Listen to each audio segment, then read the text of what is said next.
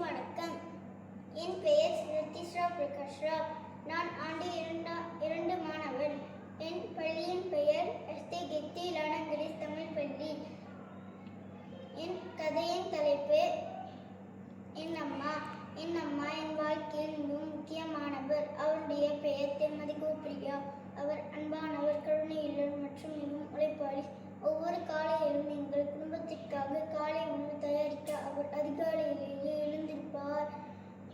அவர் சோர்வாக இருந்தாலும் எங்களுக்கு தேவையான அனைத்தும் இருப்பதை உறுதி செய்வதை ஒருபோதும் மறக்க மாட்டார். என் அம்மா எப்போதும் குடும்பத்தையே முதன்மையாக கருதுகிறார். பள்ளிக்கு செல்ல என்னை தயார் செய்வார். மேலும் வீட்டு பாடங்களை நினைவூட்டுகிறார். எனக்கு ஏதாவது புரியவில்லை என்றால் அதை பொறுமையாக விளக்கி கூறுவார்.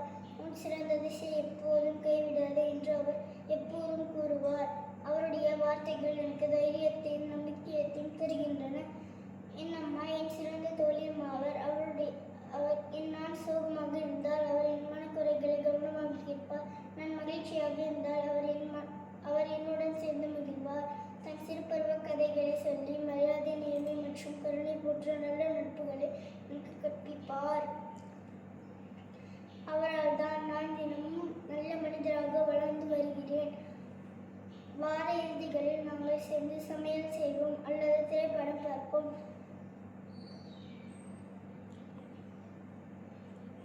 சில நேரங்களில் பூங்காவிற்கு சென்று சுத்தமான காற்றை அனுபவிப்போம்.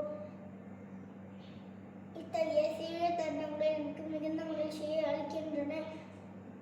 என் அம்மாவுடன் இருக்கும்போது நான் மிகவும் பாதுகாப்பாகவும் அன்பாகவும் உணர்கிறேன். என் அம்மாவை பற்றி நான் மிகவும் பெருமைப்படுகிறேன்.